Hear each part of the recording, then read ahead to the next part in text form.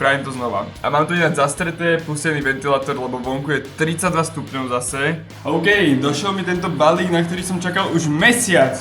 Asi, cca. Mali by to byť okuliare zebrové. Milý Rastio, posielam niečo pre tvoje ďalšie dobrodružstva. Joj, oklička. Sú také extravagantné. A potom keď som si ich vybral a odišiel som, tak som sa aj trošku bál, že či to bol dobrý výber, lebo že sú až moc extravagantné a že možno proste ich nevynosím.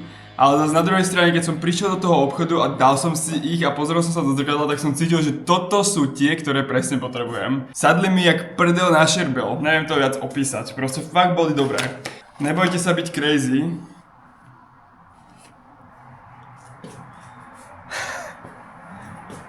Zebrové Oakley. A teraz mi všetci môžu fajčiť kokot.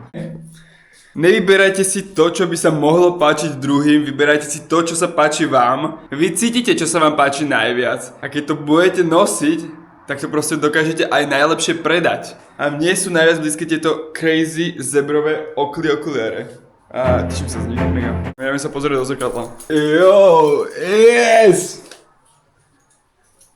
Yes. Toto je presne to, čo potrebujem. Presne!